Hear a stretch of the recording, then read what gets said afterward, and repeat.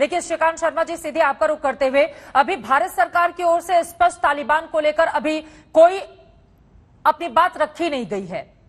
Wait and watch की position में हिंदुस्तान है। इसके पीछे की वजह आप क्या देख रहे हैं और हिंदुस्तान के पास अभी ऑप्शन क्या है? क्योंकि जब रूस की ओर से, चीन की ओर से, पाकिस्तान की ओर से खुला समर्थन दिया जाएगा और बस पड़ोस में ही है हिंदुस्तान भी, ऐसे में अभी तक उसका चुप रहना, इसके संकेत और संदेश क्या समझे जाएं?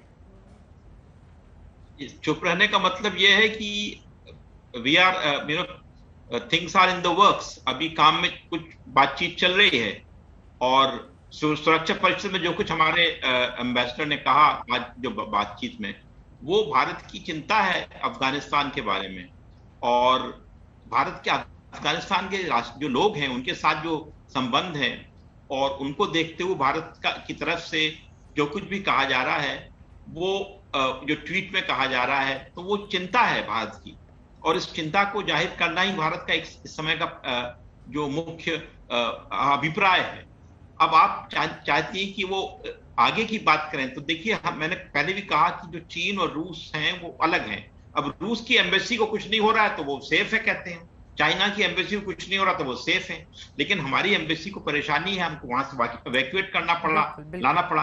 तो जो ग्राउंड स्थिति है उसके देख के ही हम काम करेंगे। तो हमारी जो ग्राउंड स्थिति है और जो उनकी ग्राउंड स्थिति है वो फर्क है, हमारे ऑब्जर्वेशन में और उनके ऑब्जर्वेशन में फर्क है।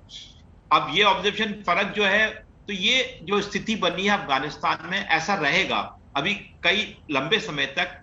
जो विदेश जो वेस्टर्न कंट्रीज हैं उनके भी आउटलुक में फर्क है, वो उसको अफगानिस्तान को उस तरह से नहीं देख रहे हैं जैसे चाइना और पाकिस्तान और रूस देख रहे हैं। तो इस सबका अपना अपना नजरिया है, वो उनकी अपनी स्थिति के हिसाब से होगा। इसमें बात बिल्कुल सही है, लेकिन अगर रूस की ओर से ये कहा जाए कि बीते 24 घंटों में तालिबान ने काबुल को पिछली सरकार की तुलना में ज्यादा सुरक्षित बनाया है, अगर ये कहा जाए स्थिति शांतिपूर्ण और अच्छी है, अगर ये कहा जाए कि गनी का शासन ताश के पत्तों की तरह बिखर गया, अव्यवस्था चरम पर थी, उम्मीद सारी ध्वस्त हो गई थी, वहां पर विकास शून्य था, लेकिन तालिबान के 24 घंटे के शासन से पता चलता है कि शहर में अब आगे आने वाले दिनों में अच्छे दिन देखने को मिलेंगे। सर, ये स्थिति अगर रूस जैसे देश की ओर से कही जाती है तो ये वास्तव में हैरान करता है। लेकिन अब यहीं पर सवाल हिंदुस्तान को लेकर, हम वेट एंड वॉच की स्थिति में आखिर कब तक रहेंगे? हमारे पास ऑप्शन क्या है?